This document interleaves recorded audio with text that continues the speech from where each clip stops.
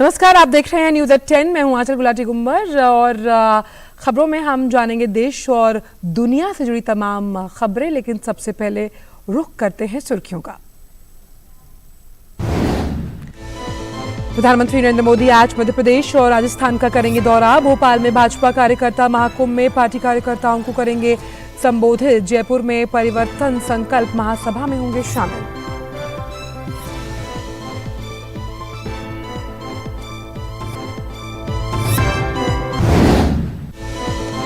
रक्षा मंत्री राजनाथ सिंह आज गाजियाबाद के हिंडन एयरबेस पर भारत ड्रोन शक्ति 2023 का करेंगे उद्घाटन।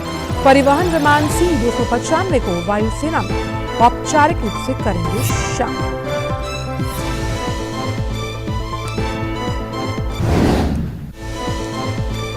प्रतिबंधित संगठन पॉपुलर फ्रंट ऑफ इंडिया के केंद्रों पर मनी लॉन्ड्रिंग के मामले में ईडी की 12 जगहों पर छापेमारी। विदेश से आए धन का पीएफआई ने देश विरोधी गतिविधियों के लिए किया इस्तेमाल।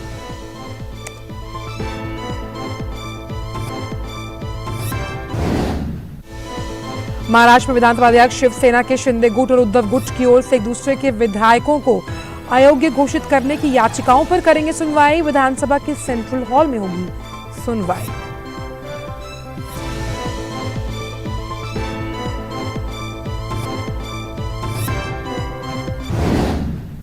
नासा के अंतरिक्ष कैप्सूल ओसिरिस रेक्स ने रचा इतिहास। 7 साल बाद एस्ट्रॉइड बेन्नू से नमूना लेकर धरती पर उतरा। 4.5 अरब साल पुराने नमूने का नासा करेगा अध्ययन।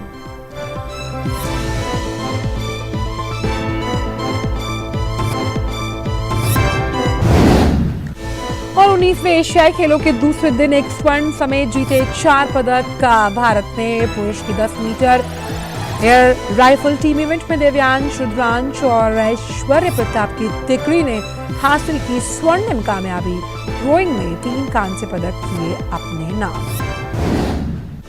भारत ने ऑस्ट्रेलिया को बारिश से बाधित दूसरे वनडे मैच में 99 रन से हराया। 3 मैचों की सीरीज में ली 2-0 की बढ़त।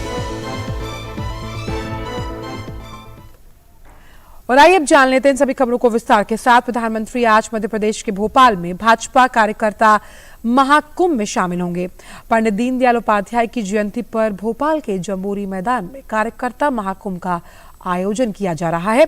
प्रधानमंत्री के दौरे को लेकर लोग उत्साहित हैं। भोपाल में बीजेपी कार्यकर्ता महाकुंभ में प्रधानमंत्री नरेंद्र मोदी की मौजूदगी बहुत खास होगी। इसमें पार्टी के प्रदेश भर से 10 लाख से अधिक कार्यकर्ताओं के पहुंचने की उम्मीद है। इस महाकुंभ के साथ ही प्रदेश भर में सितंबर के पहले हफ्ते से निकाली गई 5 जन आशीर्वाद यात्राओं का भी समापन हो जाएगा। विधानसभा चुनाव से पहले बीजेपी की जन आशीर्वाद यात्रा को प्रदेश में मिले जबरदस्त रिस्पॉन्स से कार्यकर्ताओं में उत्साह दिख रहा है। करीब 10,880 किलोमीटर की इस यात्रा में 223 विधानसभा सीटों को कवर किया गया। प्रदेश के गृह मंत्री नरोत्तम मिश्रा ने बताया कि कार्यकर्ता महाकुंभ को लेकर सभी तैयारियां पूरी कर ली गई हैं। का सौभाग्य के श्रद्धेय मोदी जी कल मध्य प्रदेश में हम सबका मार्गदर्शन करने के लिए आ रहे हैं। कार्यकर्ताओं का महाकुंभ है और उस महाकुंभ में हम सब कार्यकर्ताओं को मार्गदर्शन वैश्विक नेता का मिलेगा। पलक पावड़े बिछाकर सभी कार्यकर्ता और जनता मोदी जी के स्वागत के लिए, वंदन के लिए, अभिनंदन के लिए आतुर है। उनकी सुरक्षा की दृष्टि से 25 आईपीएस अफसर उसमें तैनात किए गए हैं। एसपीजी, एनएसजी की टीमें आ चुकी हैं और उन्होंने भी व्यवस्था संभाल ली है। प्रधानमंत्री की सुरक्षा को लेकर 4000 से ज्यादा जवानों को शहर के चप्पे चप्पे पर तैनात किया गया है। प्रधानमंत्री के आगमन को लेकर भोपाल के जंबूरी मैदान में भव्य पंडाल बनाया गया है, जिसमें लाखों कार्यकर्ता एक साथ प्रधानमंत्री के संबोधन को सुन सकेंगे। बीजेपी की ओर से कोशिश की जा रही है कि कार्यक्रम में पहुंचे लाखों कार्यकर्ताओं में एक जोश जागृत हो। मैं आप सभी भारतीय जनता पार्टी के जनप्रतिनिधि, कार्यकर्ता, पदाधिकारी, बूथ अध्यक्ष, बूथ समिति सभी से आह्वान कर रहा हूं, चलो भोपाल 25 तारीख को पंडित दीनदयाल उपाध्याय जी की जयंती पर महाकुंभ होने वाला है। 2023 विधानसभा चुनाव का संक्रांत होने वाला है। माननीय प्रधानमंत्री जी हम सबको संबोधित करेंगे मार्गदर्शन देंगे और भारतीय जनता पार्टी की सरकार बनाने का हम सबको संकल्प दिलाएंगे। मध्य प्रदेश में इसी साल विधानसभा चुनाव होने हैं, जिसे लेकर सभी पार्टियां अपनी पूरी ताकत झोंक रही हैं। दीपक जैन की रिपोर्ट, डीडी न्यूज, भोपाल। प्रधानमंत्री नरेंद्र मोदी आज जयपुर में एक सार्वजनिक रैली को भी संबोधित करेंगे, जो चुनावी राज्य राजस्थान में भाजपा द्वारा निकाली गई परिवर्तन संकल्प यात्राओं की श्रृंखला का समापन होगा। पहली यात्रा को पार्टी अध्यक्ष जेपी नड्डा ने 2 सितंबर को रणथंभौर, सवाई माधोपुर से और दूसरी को केंद्रीय गृह मंत्री अमित शाह ने 3 सितंबर को डूंगरपुर के बेणेश्वर धाम से हरी झंडी दिखाई थी। तीसरी यात्रा रक्षा मंत्री राजनाथ सिंह ने 4 सितंबर को जैसलमेर के रामदेवरा से शुरू की थी और चौथी यात्रा केंद्रीय सड़क परिवहन और राजमार्ग मंत्री नितिन गडकरी ने 5 सितंबर को हनुमानगढ़ से शुरू की थी। भाजपा की 4 परिवर्तन यात्राओं ने राज्य के सभी 200 विधानसभा क्षेत्रों को कवर किया। प्रधानमंत्री दोपहर बाद जयपुर पहुंचेंगे और जनसभा को संबोधित करेंगे। रैली को संबोधित करने से पहले जयपुर के पास धानक्या गांव में प्रधानमंत्री पंडित दीनदयाल उपाध्याय की जयंती पर उन्हें श्रद्धांजलि अर्पित करेंगे। प्रधानमंत्री नरेंद्र मोदी ने पंडित दीनदयाल उपाध्याय की जयंती पर उन्हें नमन किया। सोशल मीडिया प्लेटफॉर्म एक्स पर अपने संदेश में उन्होंने कहा कि मां भारती की सेवा में जीवन पर्यंत समर्पित रहे अंत्योदय के प्रणेता पंडित दीनदयाल उपाध्याय जी का व्यक्तित्व और कृतित्व देशवासियों के लिए हमेशा प्रेरणा स्रोत बना रहेगा। उनकी जन्म जयंती पर उन्हें मेरा सादर नमन। अपने संदेश के साथ प्रधानमंत्री ने एक वीडियो भी साझा किया है। आज पंडित दीनदयाल उपाध्याय जी की जन्म जयंती है। मुझे पंडित दीनदयाल जी के दर्शन करने का सौभाग्य नहीं मिला, लेकिन उनका स्मरण, उनके बताए हुए रास्ते, उनका दर्शन, उनका चिंतन और उनका जीवन भी प्रतिपल हमें पावन भी करता है, प्रेरणा भी देता है, ऊर्जा से भर देता है।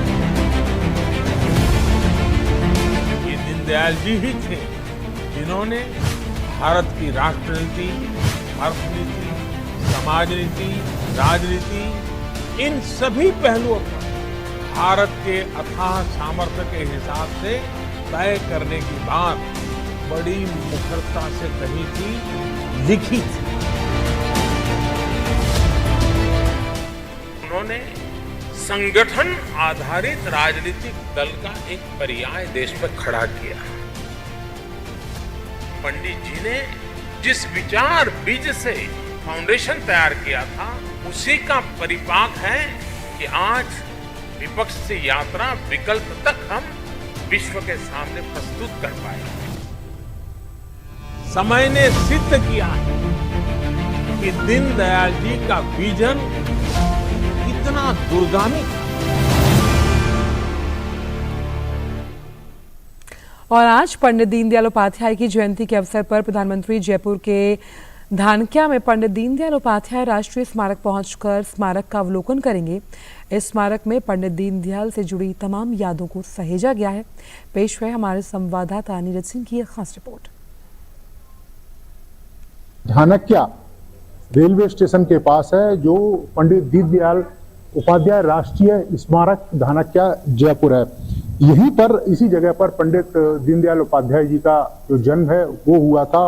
और उसी के बाद आप देखें कि राजस्थान सरकार ने, जब वसुंधरा राजे की सरकार थी यहाँ पर, तो उन्होंने यहाँ पर एक राष्ट्रीय स्मारक दीनदयाल उपाध्याय से जुड़ी जो तमाम चीजें हैं वो इस राष्ट्रीय स्मारक में रखी हुई हैं। प्रधानमंत्री यहाँ पर पहुंचेंगे, उन तमाम चीजों का अवलोकन करेंगे कि किस तरीके से प्रारंभ से लेकर और आखिरी समय तक उनके जीवन से कौन कौन से तथ्य जुड़े रहे, उनकी जो यात्रा है वो किस तरह की रही, वो तमाम चीजें इस राष्ट्रीय स्मारक में मौजूद हैं। प्रधानमंत्री यहाँ पहुंचेंगे। Neeraj Singh, DD news, Jaipur. पंडित दीनदयाल उपाध्याय का जन्म रेलवे स्टेशन के निकट हुआ था और उन्होंने अंतिम सांसें भी रेल में ही ली थी। इसलिए रेलवे से जुड़ी उनकी तमाम यादों को पंडित दीनदयाल उपाध्याय राष्ट्रीय स्मारक में जुटाया गया। इसे तकनीकी रूप से उन्नत और पर्यटकों के लिए आकर्षक बनाया गया है। साथ ही पर्यटक अपने साथ यहाँ की यादें भी सहेज कर ले जा सकते हैं। देखिए हमारे संवाददाता नीरज सिंह की एक और खास रिपोर्ट।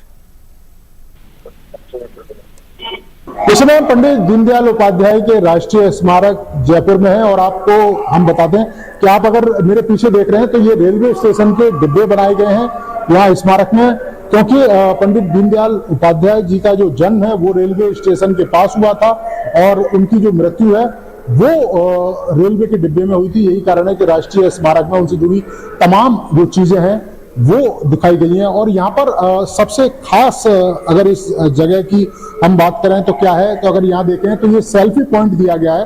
अगर आप यहाँ पर विजिट करते हैं तो पंडित दीनदयाल उपाध्याय के यहाँ जो राष्ट्रीय स्मारक है वहाँ आप अपनी सेल्फी ले सकते हैं। आप देखें यहाँ पे जो सेल्फी का कैमरा है ये मेरा जो फोटो है वो आपको दिखाई दे रहा है और 3 से 4 सेकंड लगते हैं और उसके बाद ये जो सेल्फी है वो यहाँ पर क्लिक हो जाती है। और उसके बाद अगर आप देखें तो ये देखें प्रोसेसिंग योर फोटोज, तो ये जो आपका फोटो है वो प्रोसेस हो रहा है। ईमेल है, SMS है, इसके अलावा ट्विटर है और फिर अगर आप नीचे जाएंगे तो प्रिंट है। यहाँ पर आप प्रिंट पे अगर दबाएंगे जो प्रिंटिंग है उसके जो प्रोसेस में है वो शुरू हो गया। उसके बाद आप अपनी जो यादें हैं उनको सहेज सकते हैं। आप ये देखें तो यहाँ पर जो मेरा फोटो है यहाँ पर साफ लिखा हुआ है पंडित दीनदयाल उपाध्याय राष्ट्रीय स्मारक धानक्या जयपुर। तो इस तरह की जो सुविधा यहाँ पर मौजूद है ताकि जो स्मारक को देखना चाहे तो वो अपनी यादों को भी सहेज कर अपने साथ ले जा सकता है। नीरज सिंह, DD न्यूज, धानक्या जयपुर।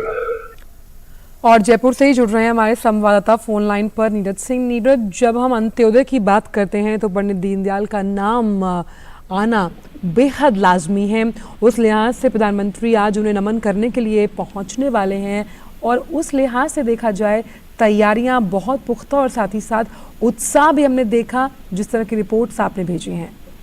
देखिए, बिल्कुल उत्साह है और आप देख रहे हैं कि पंडित दीनदयाल उपाध्याय के जो विचार थे, जो एकात्म के विचार थे और समस्त मानव कल्याण की वो बात करते थे। और आप देखें कि प्रधानमंत्री नरेंद्र मोदी की जो तमाम योजना है, जो अंत्योदय और सबका साथ सबके विकास की प्रधानमंत्री बात करते हैं, तो कहीं ना कहीं दीनदयाल उपाध्याय की विचारों से ही प्रेरित है।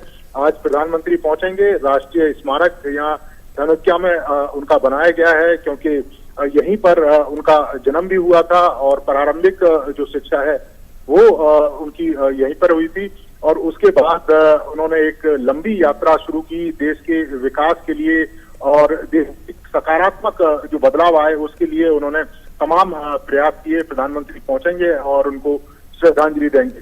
इसके साथ ही बड़ी संख्या में जो जयपुर और उसके आसपास के जो जिले हैं वहाँ के जो निवासी हैं, प्रधानमंत्री की जो परिवर्तन संकल्प महासभा है उसमें शिरकत करेंगे। और सबसे बड़ी बात है कि महिलाओं को ये जिम्मेदारी है कि तमाम संचालन का जो कार्य है वो महिलाएं करेंगी। तो एक बड़ा उत्साह खासतौर से अगर हम महिलाओं को देखकर कहें तो जया यहाँ पर दिखाई दे रहा है और उम्मीद की जा रही है कि एक बड़ी संख्या यहाँ पर प्रधानमंत्री की रैली में महिलाओं की देखने को मिले। और जिस तरह से महिलाओं को इस बार मंच संभालने की जिम्मेदारी दी गई है, कार्यक्रम की बागडोर उनके हाथ में दी गई है, किस तरह का संदेश जाता है खास तौर पर महिला समुदाय में? और लगातार प्रधानमंत्री तो महिला मुखी जो विकास है, अगुवाई है, उसकी लगातार प्रधानता करते ही रहे हैं। देखिए, बिल्कुल देश की आधी आबादी को आप पीछे नहीं छोड़ सकते। अगर देश के सर्वांगीण विकास की अगर आपको बात करनी है तो उस आधी आबादी के विकास को भी देखना होगा। और आप देखें कि सिर्फ आप महिला आरक्षण बिल से ही इसे ना समझें। इससे पहले जब प्रधानमंत्री मुख्यमंत्री थे उस समय उन्होंने तमाम ऐसी योजनाएं शुरू की जो महिलाओं से रिलेटेड थी। आप देखें कि जो वस्तुएं प्रधानमंत्री को मिलती थी उन वस्तुओं का ऑक्शन होता था और उससे जो पैसा प्राप्त होता वो महिलाओं के कल्याण के लिए लगाया जाता था। प्रधानमंत्री जब गुजरात से मुख्यमंत्री का पद छोड़कर दिल्ली पहुंचे थे तो उस समय उनके अकाउंट में जितने भी पैसे थे वो समस्त पैसे उन्होंने अपने सचिवालय की जो कर्मचारी हैं उनकी जो बच्चे थे, खासतौर से जो लड़कियां थी, उनकी शिक्षा दीक्षा के लिए वो सारे पैसे दान कर दिए। और इसके अलावा आप तमाम योजनाओं को अगर समझने की कोशिश करें, जैसे उज्ज्वला योजना, ये जी। भी महिलाओं को देखकर ही शुरू की गई थी कि जो महिलाएं हैं किस तरह से परेशान होती थी खाना बनाते समय, धुएं की वजह से तमाम दिक्कतें होती थी। आप शौचालय की अगर देखें तो सबसे ज्यादा परेशानी महिलाओं को ही होती थी घर से बाहर जब शौचालय के लिए जाती थी। ऐसी तमाम योजनाएं आप देखें कि जो प्रधानमंत्री आवास योजना के तहत जो मकान दिए गए वो महिलाओं के नाम पर दिए गए, उनकी रजिस्ट्री महिलाओं के नाम पर होती थी। इसके अलावा महिला समृद्धि और तमाम जैसी योजनाएं प्रधानमंत्री ने जो चला रखी हैं। आप देखें आदिवासी कल्याण में सबसे ज्यादा जो लाभ है वो महिलाओं को हो रहा है। इसके अलावा जनधन खातों में अगर आप देखें 70% से ज्यादा जनधन खाते महिलाओं के नाम पर खुले गए। तो ये तमाम योजनाएं प्रधानमंत्री शुरू से ही लगातार चला रहे हैं और अब महिला आरक्षण बिल को पास करके उन्होंने ये मैसेज दिया है कि राजनीति में भी महिलाओं की भागीदारी बढ़ाई जानी जरूरी है, तभी हम देश के की बात बिल्कुल। बहुत बहुत शुक्रिया नीरज इन तमाम जानकारियों को हमसे साझा करने के लिए। और आगे भी जब प्रधानमंत्री का कार्यक्रम वहाँ पर शुरू होगा हम आपसे अपडेट्स लेते रहेंगे। वहीं केंद्रीय गृह मंत्री अमित शाह ने भी पंडित दीनदयाल उपाध्याय की जयंती पर श्रद्धांजलि अर्पित की है। अमित शाह ने कहा कि पंडित दीनदयाल उपाध्याय जी का जीवन राष्ट्र सेवा और समर्पण का विराट प्रतीक है। जब भी मानवता के कल्याण की बात होगी, पंडित जी के एकात्म मानववाद दर्शन का सिद्धांत संपूर्ण मानव जाति को सदैव ध्रुव तारे की तरह मार्गदर्शित करेगा। गृह मंत्री अमित शाह ने अपने संदेश के साथ एक वीडियो भी साझा किया।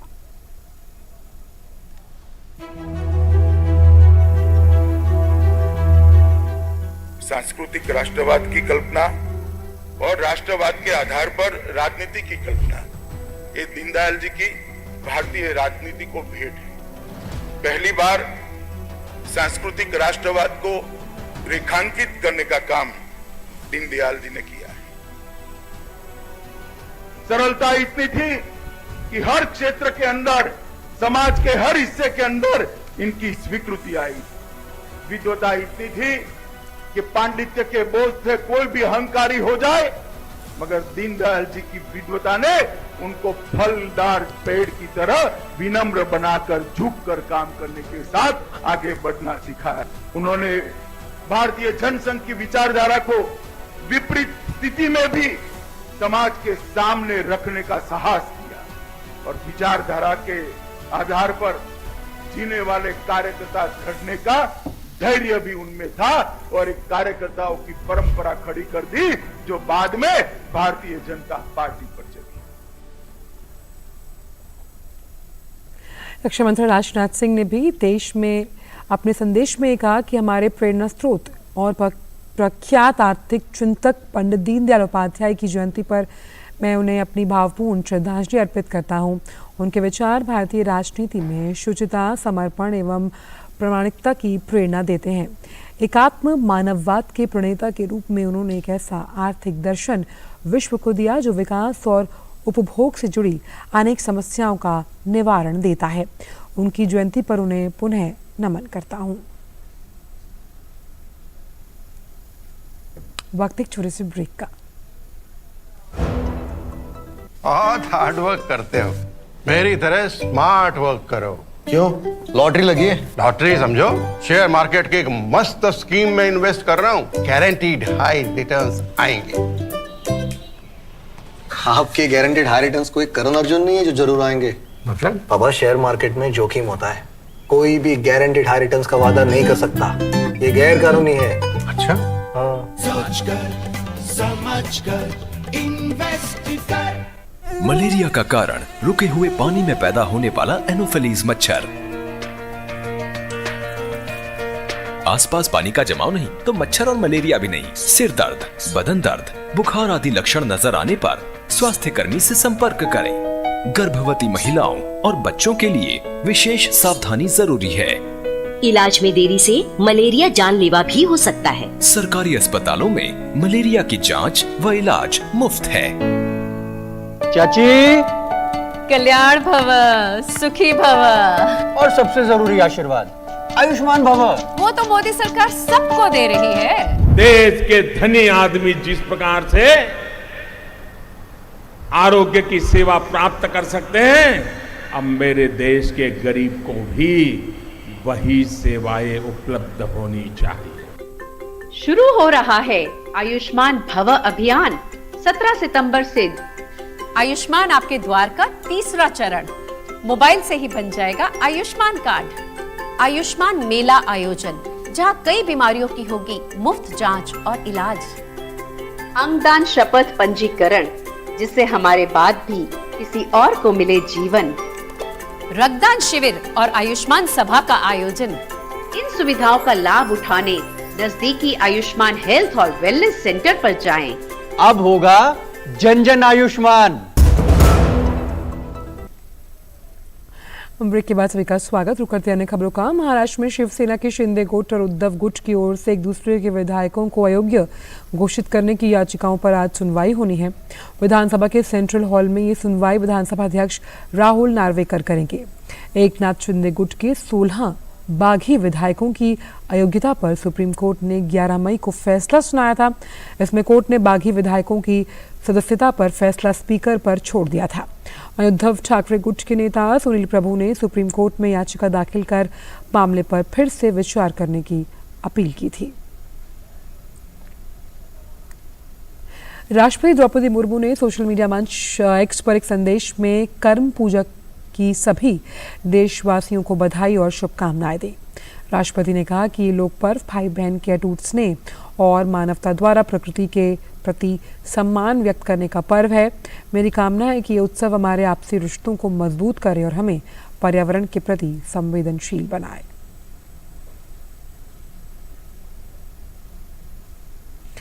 केंद्रीय आवास एवं शहरी कार्य मंत्रालय द्वारा कल से 2 दिवसीय इंडिया स्मार्ट सिटीज कॉन्क्लेव 2023 का आयोजन इंदौर के ब्रिलियंट कन्वेंशन सेंटर में किया जाएगा। कॉन्क्लेव में देश के उन सभी 100 स्मार्ट शहरों की भागीदारी देखी जाएगी जो शहरी नवाचार में आगे रहे हैं। कॉन्क्लेव के दौरान राष्ट्रपति मुर्मू इंडिया स्मार्ट सिटीज पुरस्कार प्रतियोगिता 2022 के विजेताओं को भी सम्मानित करेंगी।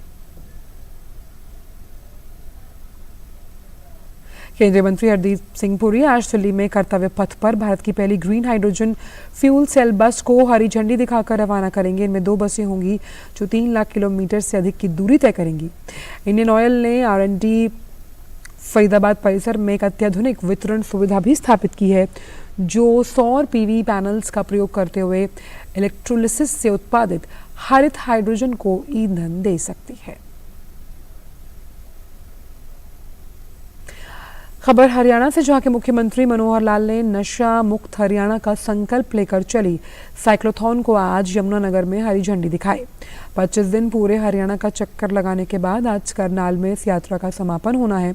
मुख्यमंत्री ने कहा कि 25 दिन तक करीब 1,15,000 युवाओं ने भागीदारी सुनिश्चित की। दिल्ली के विज्ञान भवन में आज से 2 दिवसीय आरोग्य मंथन कार्यक्रम की शुरुआत हो रही है, जिसमें आयुष्मान भारत, प्रधानमंत्री जन आरोग्य योजना और डिजिटल मिशन से जुड़े कई योजनाओं पर विस्तार से चर्चा की जाएगी। राष्ट्रीय स्वास्थ्य प्राधिकरण और स्वास्थ्य एवं परिवार कल्याण मंत्रालय द्वारा संयुक्त रूप से आयोजित इस कार्यक्रम में स्वास्थ्य सेवा क्षेत्र के राष्ट्रीय विशेषज्ञों के साथ साथ शिक्षा, थिंक टैंक, उद्योग और मीडिया के प्रतिनिधियों सहित अन्य गणमान्य व्यक्तियों की सक्रिय भागीदारी रहेगी। भारतीय सेना और अमेरिकी सेना के वार्षिक युद्धाभ्यास का 19वां संस्करण आज से 8 अक्टूबर 2023 तक अमेरिका के अलास्का में आयोजित किया जा रहा है। ये भारतीय सेना और अमेरिकी सेना द्वारा संयुक्त रूप से आयोजित एक वार्षिक अभ्यास है। अभ्यास का पिछला संस्करण नवंबर 2022 में भारत के उत्तराखंड के औली में आयोजित किया गया था।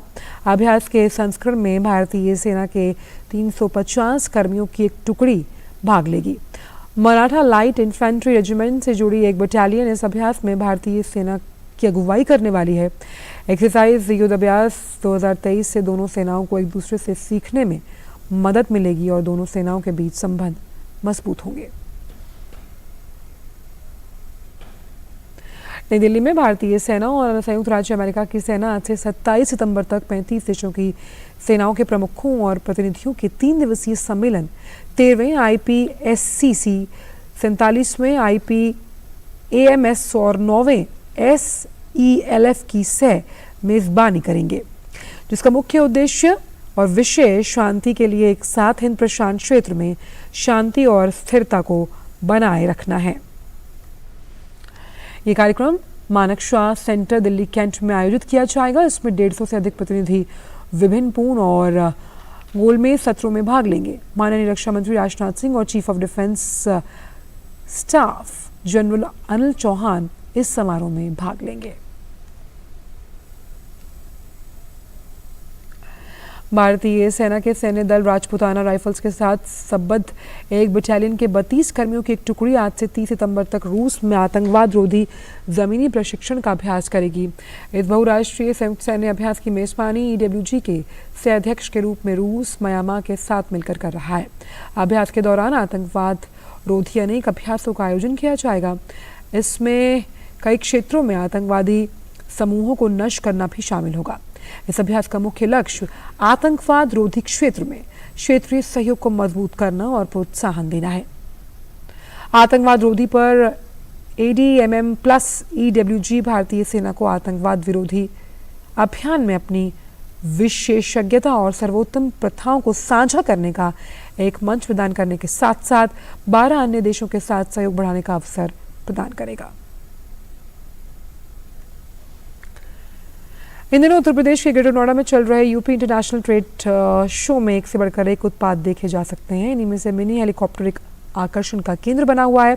IIT कानपुर के स्टॉल मिनी हेलीकॉप्टर देखने वालों के लिए एक आकर्षण है और स्टार्टअप्स के तहत बनाए गए इस मिनी हेलीकॉप्टर को लेकर IIT कानपुर की आयुष से खास बात की हमारे संवाददाता गिरीश निशाना ने।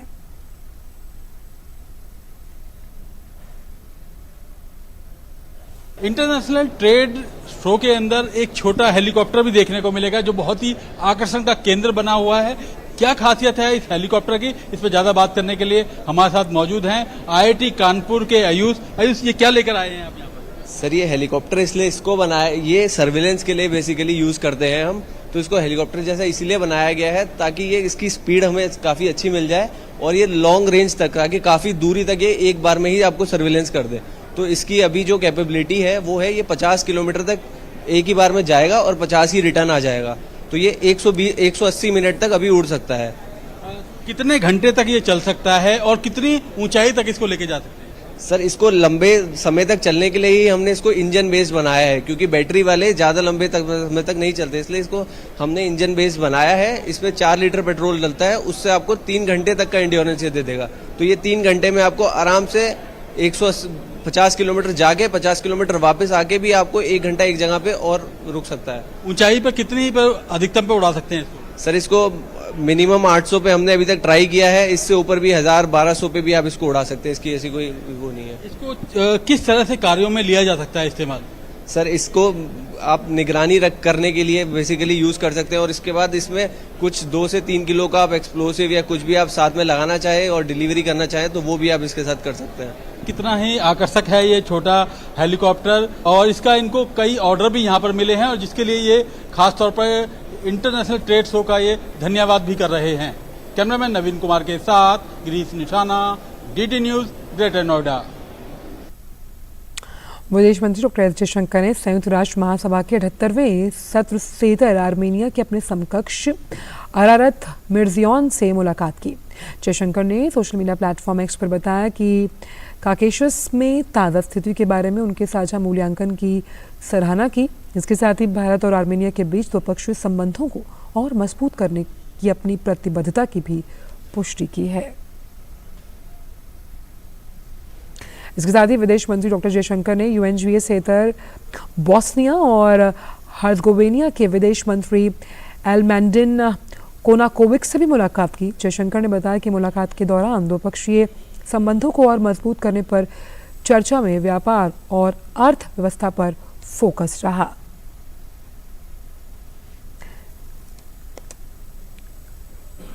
विदेश मंत्री डॉक्टर जयशंकर ने न्यूयॉर्क में मेक्सिको की अपनी समकक्ष एल्सिया बारसेना से भी भेंट की। डॉक्टर जयशंकर ने बताया कि व्यवसाय, विज्ञान, टेक्नोलॉजी, शिक्षा, इकोनॉमी और पारंपरिक चिकित्सा पर साझेदारी को आगे बढ़ाने पर सार्थक चर्चा हुई।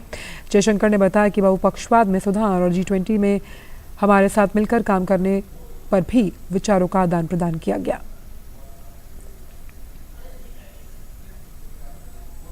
और एक बार फिर से नजर डालते हैं अब तक की खास सुर्खियों पर। प्रधानमंत्री नरेंद्र मोदी आज मध्य प्रदेश और राजस्थान का करेंगे दौरा। भोपाल में भाजपा कार्यकर्ता महाकुंभ में पार्टी कार्यकर्ताओं को करेंगे संबोधित। जयपुर में परिवर्तन संकल्प महासभा में होंगे शामिल।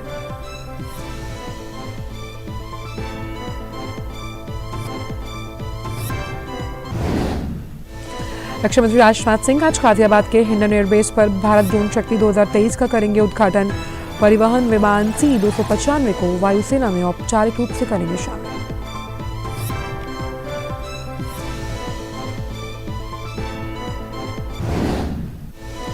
प्रतिबंधित संगठन पॉपुलर फ्रंट ऑफ इंडिया के केंद्रों पर मनी लॉन्ड्रिंग के मामले में ईडी की 12 जगहों पर छापेमारी। विदेश से आए धन का पीएफआई ने देश विरोधी गतिविधियों के लिए इस्तेमाल का लगाया आरोप।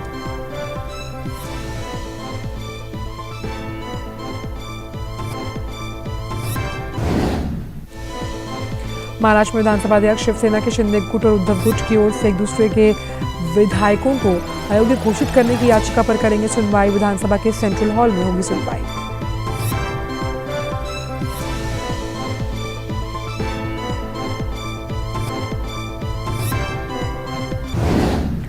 नासा के अंतरिक्ष कैप्सूल ओसिरिस रेक्स ने रचा इतिहास। 7 साल के बाद एस्ट्रॉइड बेन्नू से नमूना लेकर धरती पर उतरा।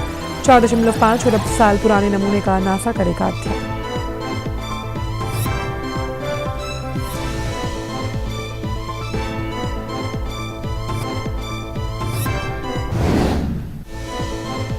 और 19वें एशियाई खेलों के दूसरे दिन एक स्वर्ण समेत जीते 4 पदक। पुरुषों की 10 metre air rifle team event में देव्यांश रुद्रांश और ऐश्वर्य प्रताप की तिकड़ी ने हासिल की स्वर्णिम कामयाबी। रोइंग में 3 कांस्य पदक किए अपने नाम।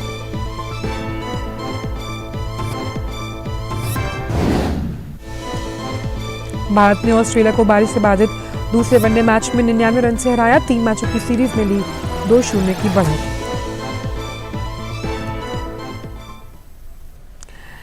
पांच साल पहले प्रधानमंत्री ने स्वस्थ भारत के सपने को साकार करने के लिए आयुष्मान भारत योजना की शुरुआत की थी।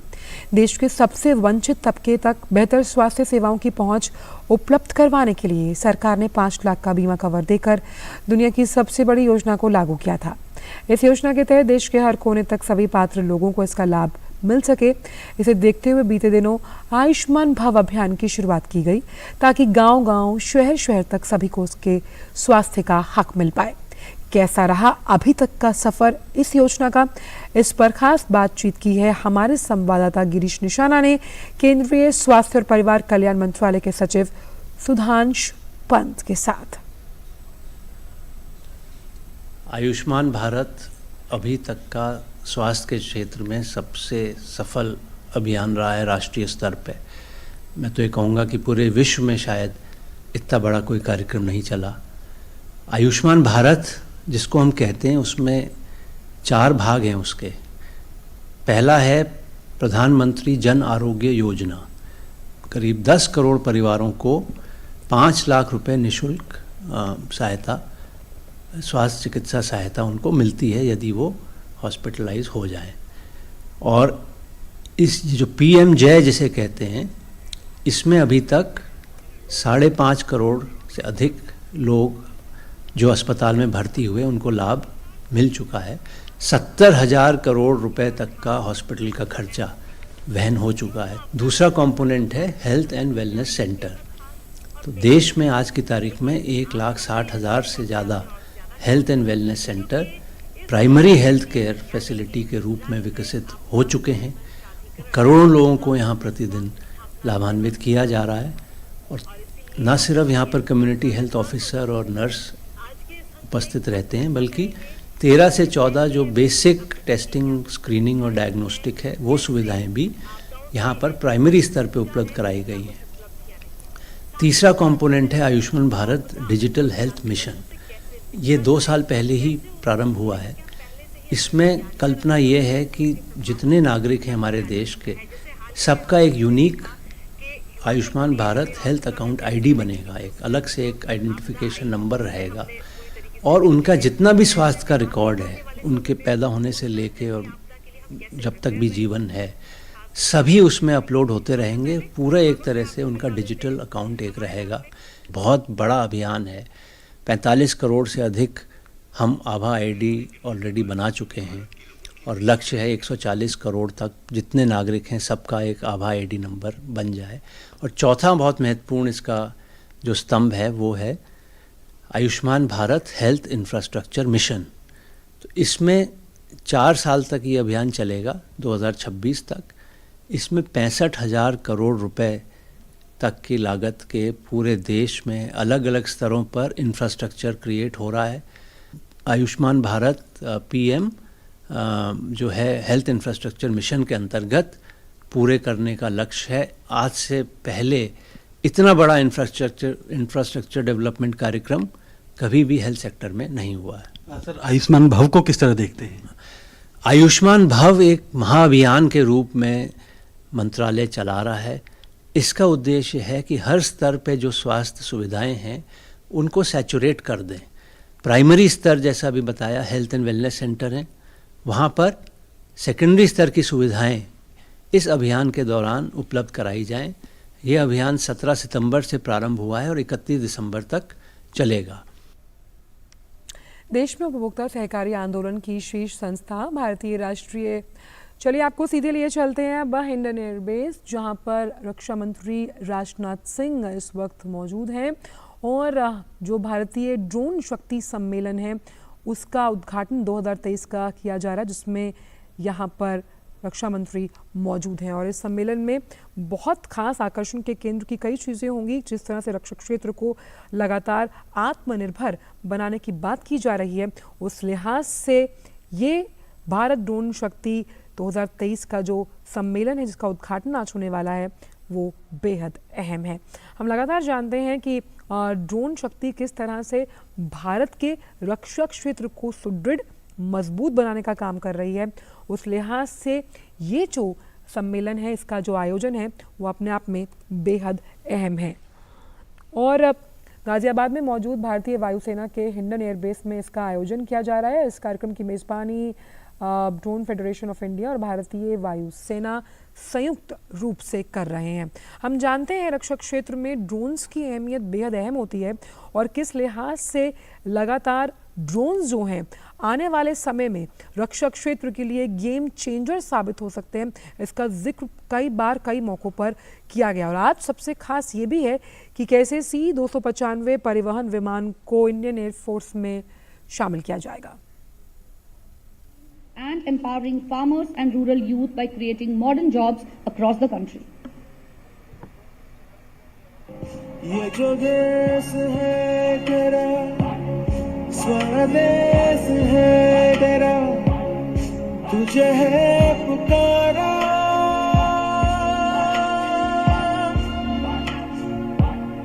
ये वो बंधन है जो कभी टूट नहीं सकता।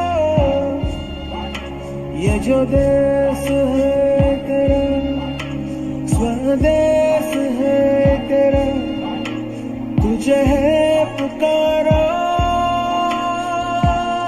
ये वो बंधन है जो कभी टूट नहीं सकता। देवी सज्जनों, किसान ड्रोन के बाद आपके सामने प्रस्तुत है इन ड्रोन्स कंपनी द्वारा बनाया गया एक निरीक्षण एवं सर्वेक्षण ड्रोन, जिसने सरकार की स्वामित्व स्कीम के अंतर्गत लाखों भारतीय गांवों की संपत्ति का मानचित्र सरकारी दस्तावेजों में दर्ज किया है। सेंटीमीटर स्तर के अचूक आंकड़ों की मदद से इन ड्रोन्स ने भारत सरकार को रेल, पुल एवं अन्य निर्माण कार्यों पर कड़ी नजर रखने में मदद की है। ये जो घर को दर्शाता हुआ चित्र आपके सामने है, दरअसल ये उन सभी घरों, गांव एवं संपत्ति को दर्शाता है जिसका मानचित्र आज इन ड्रोन्स की मदद से मिनटों में हो जाता है, जो किसी जमाने में कई घंटों या दिनों में भी कर पाना असंभव सा लगता था। Today, drone in company survey drones are being used across the country to monitor construction of highways, railways, and other national infrastructural projects. Survey drones are enabling government officials and private corporations in generating actionable insights and enabling them to take data-based decisions in real time. Survey drones help to collect high-resolution geospatial data with centimeter-level accuracy using advanced positioning and navigation technology within a fraction of time of what it would take to do surveying traditionally.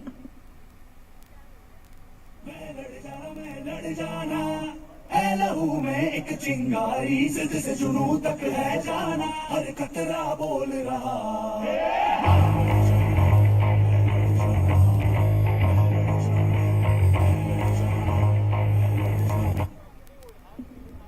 Ladies and gentlemen, as you can see in front of you, this tired-looking person with a tracking bag is lost in the terrain, exhausted and dehydrated. He is almost collapsing. To cater for such situations, Vama Skylight drone is dispatched to search for the missing person. Vama Skylight drones are being used as first responders to locate missing people and send eyes in the sky to cover vast areas during search and rescue operations. These drones have developed reliable solutions to the challenges of the present and future such situations. ए मुसाफिर यूं झूठी सी आस न कर, तू इतनी शिद्दत से फरियाद न कर। मुसाफिरों की इन्हीं फरियाद को सुनने के लिए वामा स्काईलाइट ने बनाया है एक आधुनिक ड्रोन जो कि खोज एवं राहत के कार्यों से कई जानें बचा रहा है। नभः स्पर्शम दीप्तम भारतीय वायुसेना के touch the sky with glory के सिद्धांत से प्रेरणा लेते हुए इस ड्रोन का नारा है eyes in the sky.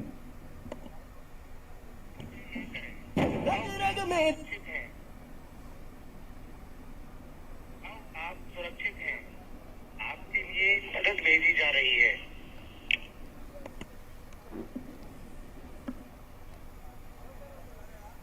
This young person has been informed by this flying zone that he is not alone and that he is being taken care of. जोश की बूंदे बूंदों में जीत ही गूंजे, इस गूंज से गिर जाएगा आसमान भी कदमों में, रोको ना सपनों। मंजिलें क्या है, रास्ता क्या है, हौसला हो तो फिर फासला क्या है? And the scene in front of you all continues, ladies and gentlemen, wherein Hoverit drone is developed for emergency delivering of various packages, which includes food, medicines and other logistic items during emergency and disaster situation in remote or difficult to reach areas. This drone has payload drop capacity of up to 20 kgs. This platform can be used by military to drop payload or bombs up to 20 kgs in hilly terrain. DVM सज्जनों, उसी राहत और बचाव के कार्य को आगे बढ़ाते हुए आपके सामने पेश है होवरेट द्वारा निर्मित ये ड्रोन, जो कि न केवल दवाइयां बल्कि दूर दराज के बंजर बिहड़वान इलाकों में भी खाद्य पदार्थ और रहन सहन की मूल सुविधाएं पहुंचाने में सक्षम है। कहते हैं डूबते को तिनके का सहारा काफी होता है, लेकिन आज के दौर के भारत में तिनके की वो जगह इस विश्व स्तरीय ड्रोन ने ले ली है। वान शान या की पान गाहो दान आज एक धनुष के बाण पे उतार दो, आरंभ है प्रचंड।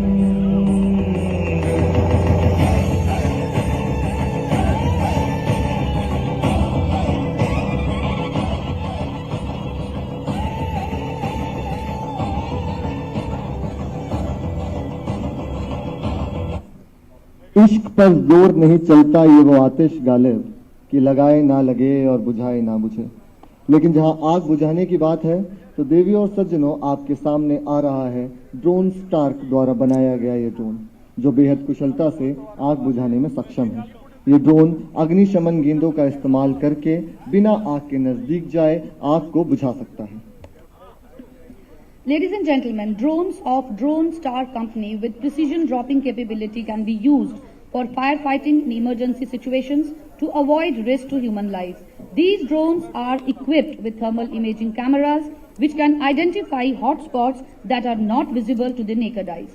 This helps firefighters to locate the source of fire, spot the affected area and ensure that fire is fully extinguished.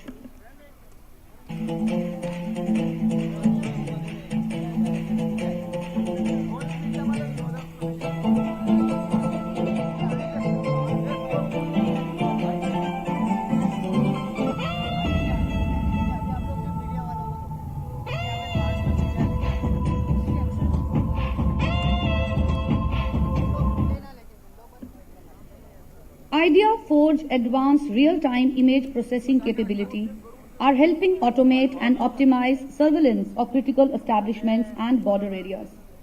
दुश्मनी से हमारा कोई वास्ता नहीं, पर हमसे दुश्मनी करोगे तो बचने का कोई रास्ता नहीं. Ladies and gentlemen, as you can see on your left, that two people dressed as terrorists are attempting to infiltrate the venue. This drone automatically detects them and starts following their movements on almost all types of terrains. दिल से निकलेगी ना मरकर भी वतन की उल्फत, मेरी मिट्टी से भी खुशबुए वफा आएगी. इतिहास गवाह है कि अगर हमारे देश की सीमा को कोई लांघने की कोशिश करेगा तो ना हम पहले चुप बैठे थे, ना अब चुप बैठेंगे। इसी सोच को आगे बढ़ाते हुए आइडिया फोर्ज का ये ड्रोन अब आपके सामने 2 घुसपैठियों की हलचल को पहचानते हुए उनकी हर हरकत का पीछा करेगा और इसका सीधा प्रसारण कैंप में लगे कंप्यूटर पर लिया जा सकता है। ऐ मेरी ज़मीं अफसोस नहीं जो तेरे लिए 100 दर्द सहे, महफूज रहे तेरी आन सदा, चाहे जान मेरी ये रहे न रहे।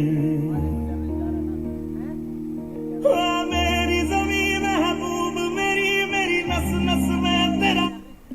हार जाएगा वो दुश्मन जो भी देश के खिलाफ लड़ा है, मत भूलिए कि भारत की रक्षा में हर भारतीय तैनात खड़ा है।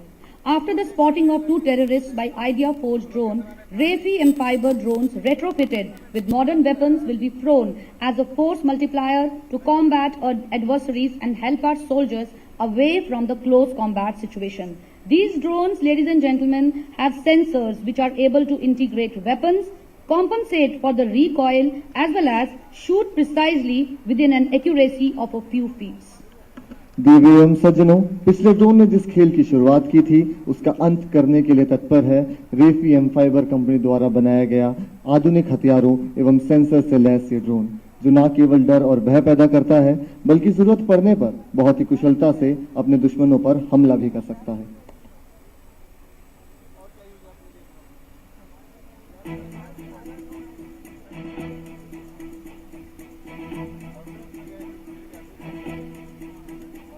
कंधों से मिलते हैं कंधे, कदमों से कदम मिलते हैं, हम चलते हैं जब ऐसे तो दुश्मन के हिलते हैं।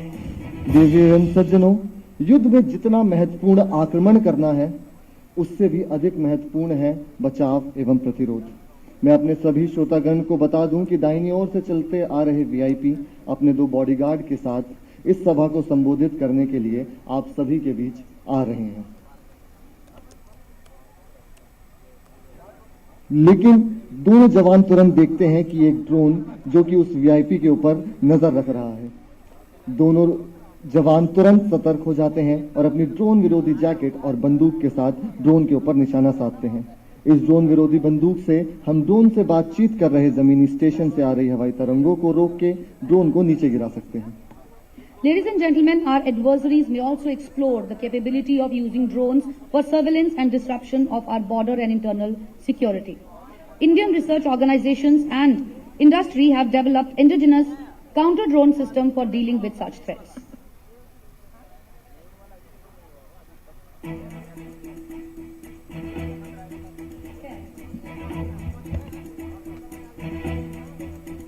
हजार बर्क गिरे, लाख आंधियां उठें, वो फूल खिल के रहेंगे जो खिलने वाले हैं।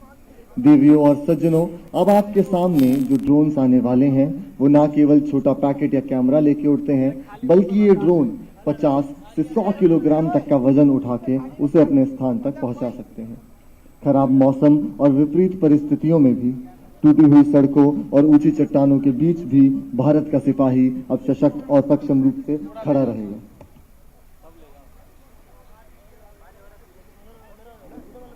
Ladies and gentlemen, technological development has an impact on the changing character of warfare. Greater connectivity through information technology has created opportunities and advantages in influencing the nature of warfare. Intercom and Rafi M-Fiber drones with heavy payload carrying capabilities shall help supply rations and mission critical gears and equipment to frontline areas where sending their supplies traditionally is a very time consuming activity due to unfavorable weather conditions, winding roads and treacherous terrain.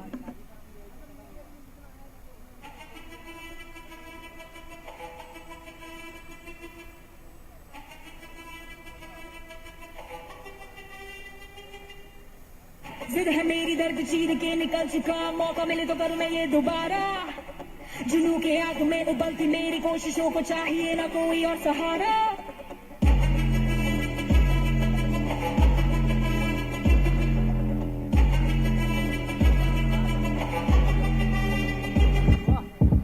जिद है मेरी दर्द चीर के निकल चुका, मौका मिले तो करूं मैं ये दोबारा। जुनू की आग में उबलती मेरी कोशिशों को चाहिए ना कोई और सहारा। चक्का जित्तिया ते मिलन बधाइयां चक्का जित्तिया चक्का जित्तिया ते मिलन बधाई. Ladies and gentlemen, if you see minutely to your right, a very small looking high-speed drone laden with explosives is launched in the air and is moving towards the central tent placed in front of you, which is being simulated as an enemy target. This drone is going to smash itself into window of this house and will explode it. Kamikaze drones can be used to covertly track and destroy adversary targets. These drones are packed with explosives which can be flown directly at a tank or any hostile structure which gets destroyed when this drone hits the targets and explodes. आग को खेल पतंगों ने समझ रखा है, सबको अंजाम का डर हो ये जरूरी तो नहीं. देवियों एवं सज्जनों, कृपया अपनी कुर्सी की पेटी बांध लें, क्योंकि अब हम आपको लेकर जाने वाले हैं एक रोमांच से भरे सफर पे, जहां भारतीय कंपनी द्वारा बनाया गया यह ड्रोन, जिसे कामिकाज़े ड्रोन के नाम से जाना जाता है, देश के लिए मर मिटने के जज्बे के साथ अपने निर्धारित निशाने की ओर बढ़ता है और पलक झपकते ही उसे निस्तो नाबूद करने का मादा रखता है. कौन कहता है कि मौत आई तो मर जाऊंगा, मैं तो दरिया हूं, समंदर में उतर जाऊंगा.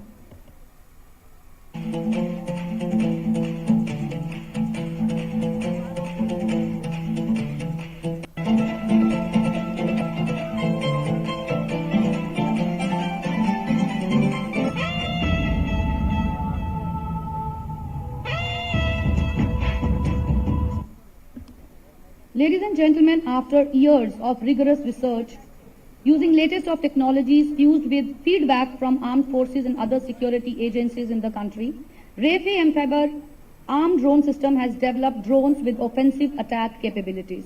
Please look to your left high, a swarm of 3 drones flying in from your left. These drones have the capability to drop bombs in the fire pit in the center of the display area. The explosions of the fire pit showcases the carpet bombing capabilities of this drone. मातृभूमि के लिए जिए जो वो जीना ही जीना है, मातृभूमि के लिए बहे वो कतरा एक नगीना है, अपने ही खून से लिखनी होगी फिर से नई कहानी, हम हिंदुस्तानी हम हिंदुस्तानी. देवियों एवं सज्जनों, ये ड्रोन प्रस्तुति युद्ध के कई सिद्धांतों पर बाखूबी अमल करती है. दुश्मनों को चौंकाना, उनकी हिम्मत तोड़ देना और समन्वय से वार करना जैसे कई सिद्धांतों को मूलाधार मानते हुए रेफी एम्फाइबर द्वारा निर्मित ये 3 ड्रोन निर्धारित जगह पर बहुत ही सूक्ष्मता से बॉम्ब गिराने में सक्षम है.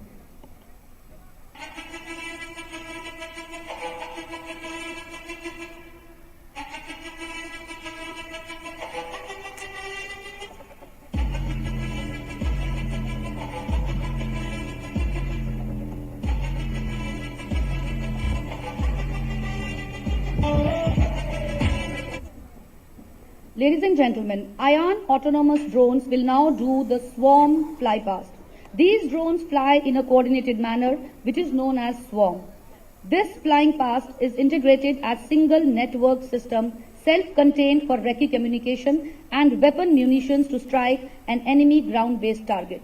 The goal is to deliver high-quality results quickly by directing all available power until the target turns into a scratch. The advantages of this enhanced platform are threefold: adaptability, robustness and scalability. चमक सूरज की नहीं मेरे किरदार की है, खबर ये आज इस स्टेशन के अखबार की है, मैं चलूं तो मेरे साथ कारवां चले, बात गुरूर की नहीं मेरे खुद पे एतबार की है. देवियों एवं सज्जनों, इसी के साथ हम आज के कार्यक्रम के पहले अध्याय के अंत तक पहुंच चुके हैं, लेकिन पिक्चर अभी बाकी है मेरे दोस्त. इस समारोह का आगाज जितनी खूबसूरती से हुआ था, अंजाम उतना ही रोमांचक और दिलचस्प होगा. अब आपके सामने ड्रोन्स का एक भव्य काफिला गुजर रहा है, जो भारत की ड्रोन शक्ति का प्रतीक है. ये बेशक भारत के अनेक कीर्तिमानों की सूची में एक और स्वर्णिम कीर्तिमान है, और देवी और सज्जनों, इसे देखकर बस यही कहने का मन करता है कि सारे जहां से अच्छा हिंदुस्तान हमारा.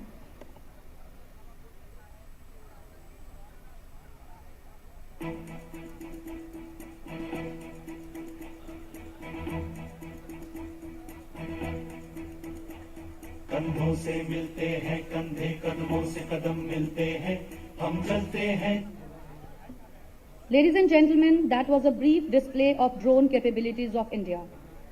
The scenario that we all आप देख रहे थे इंडियन एयरबेस से ड्रोन शक्ति जो सम्मेलन था उसका 2023 में जिस तरह से उद्घाटन किया गया, किस तरह से ड्रोन जो हैं वो आत्मनिर्भर बना रहे हैं रक्षक क्षेत्र में, हमारी रक्षक शक्ति को सुदृढ़ कर रहे हैं, इसका मुजाहरा पेश किया गया। और फिलहाल न्यूज़ 10 में इतना ही, दीजिए इजाज़त, नमस्कार।